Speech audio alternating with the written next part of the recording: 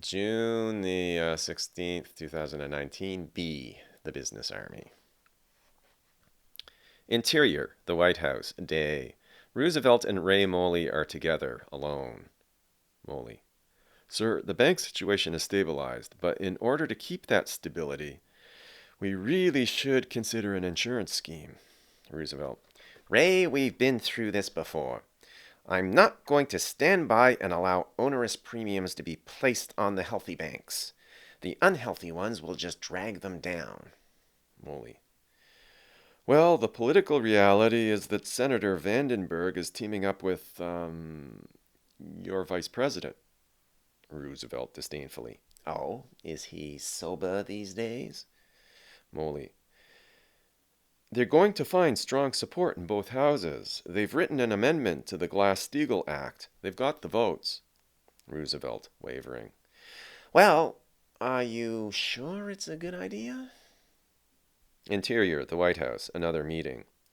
Roosevelt is meeting with Ray Moley and Henry Morgenthau. Roosevelt. Are the farmers getting the help they need?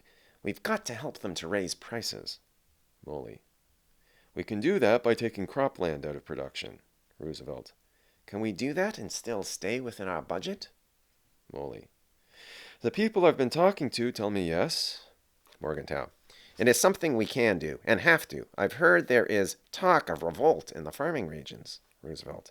You know, one thing I won't have, and Lewis has told me he's with me on this, is my reputation gaining a reputation as fiscally irresponsible. Morgenthau. We do have to spend money. Roosevelt. Which means we have to cut it elsewhere. Morgenthau.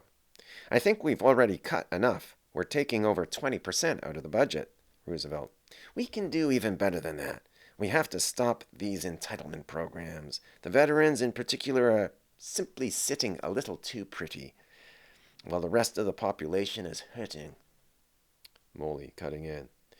Many of those veterans are very deserving fellows who've paid an awful steep price. It's certainly not their fault when they can't work. Roosevelt.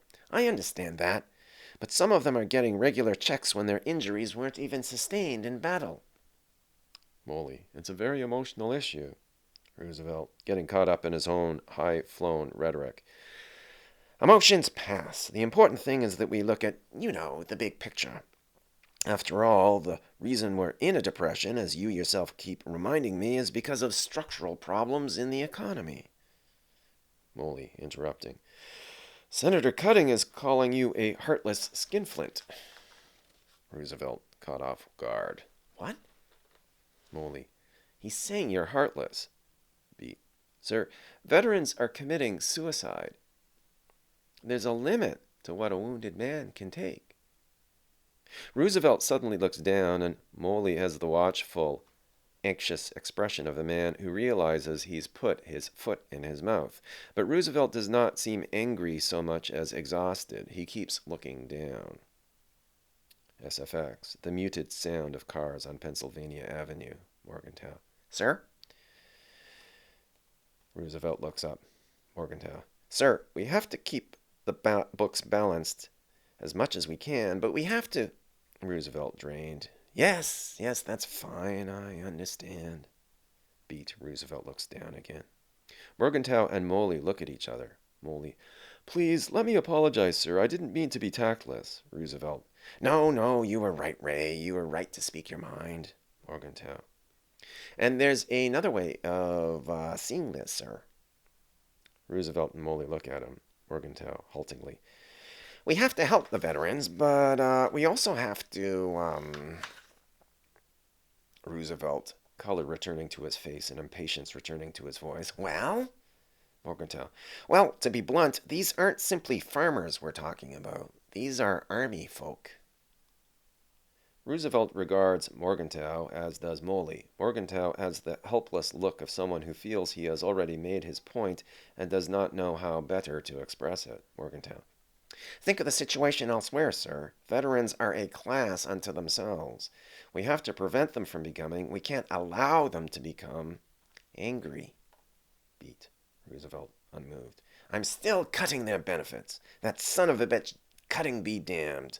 I'll not ruin my budget. And I'll not be called a skinflint. We'll do our best.